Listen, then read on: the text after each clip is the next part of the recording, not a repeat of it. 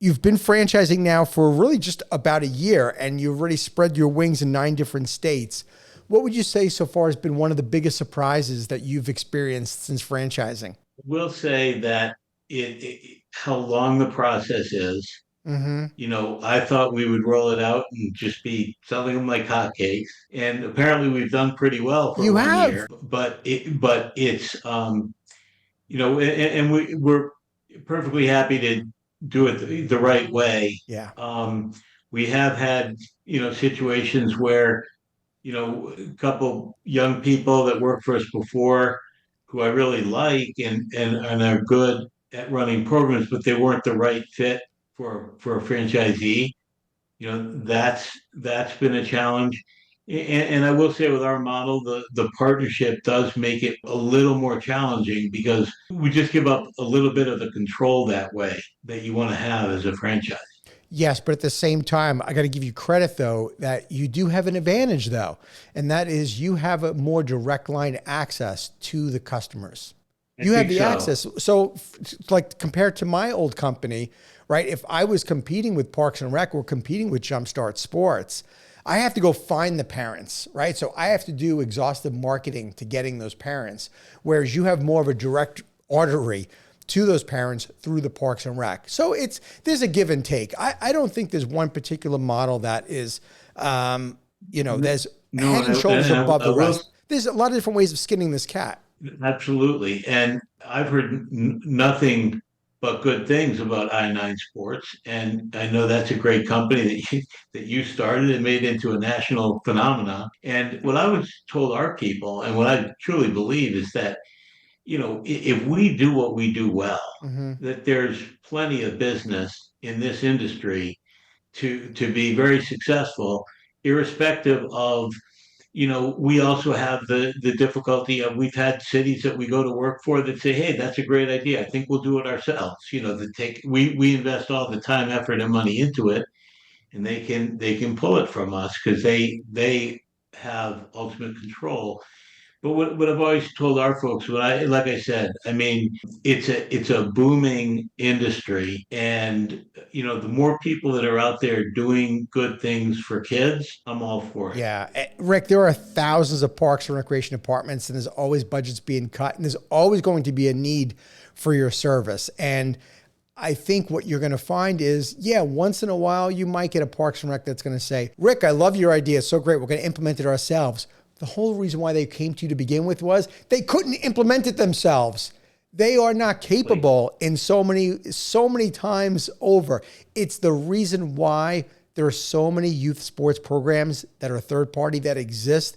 It's because they just can't do it. And so, gosh, I can get and, into a and Frank, whole, more often than taking things away, right. they say to us, "Oh, you do a great job with this sport. We had our tennis guy drop out. Can you do tennis?" And what we try to do is, get ourselves in the door and do well with one thing, and then typically they hire us to do more and more and more, and not Of not less. course. Of course. And that's going to continue to happen. I think, Rick, you stay true to who you are and what Jumpstart Sports is. And I think you've got a great angle and you just keep going with it because there's a huge need for the public private partnerships. And there's been obviously been a lot of talk about that for many, many years about the needs of the public sector of needing a company like yours to come in and to be able to provide the service.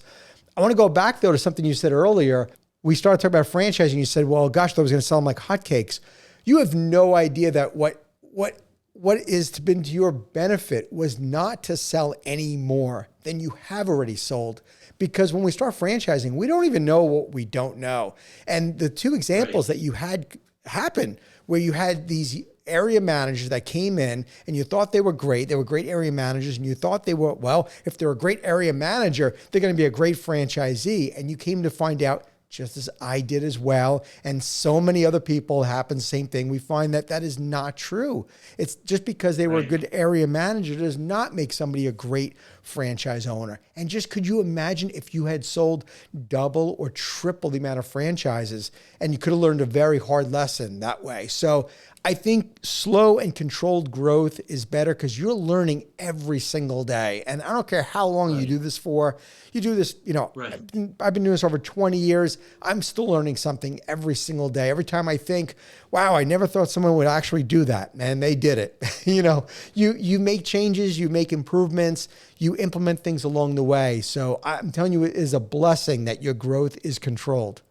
Well, I appreciate that, and yeah, like I said, we want to do it right, not necessarily right away.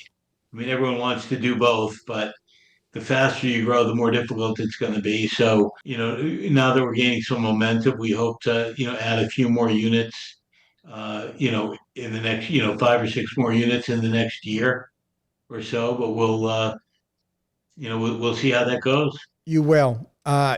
Speed, the cliche of speed kills is true in franchising. Nobody needs to try to grow too fast where it's, out of control. But I am curious. I always love to ask people, like, what's their vision? So have you thought about, like, how big is big? How big do you see Jumpstart getting? Well, that's a great question. I'd really like for us to have a national presence. And so if I had to put a number on it, I think I would say about 100. I think I think we need to be careful not only about the people that we go that we take on in franchisees, but also the places. We somebody reached out to us from really the middle of Kansas, and if you draw if we drew a circle around where this person lived, there were maybe 20,000 people. That's not going to sustain this kind of a franchise. I think about 100. Tell me, Rick, how are territories developed? Do you is it by zip code, and how big is a territory? Another great question. It's almost like you've been through this before. Once or twice. So yeah. So that's something that we're kind of changing now. We're looking at establishing the franchises first, the territories 1st, and then when we find the right people, we're matching the territory with the people. Truthfully, in the past, with the conversions, that was somewhat easy because we had established customer base there, Right. and it was a matter of them fitting to the customer base.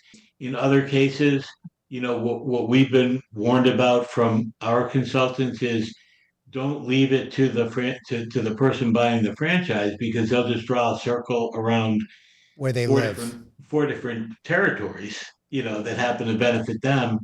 We were lucky in Dallas that what the Castros Patricia wanted was a distinct area, North Dallas.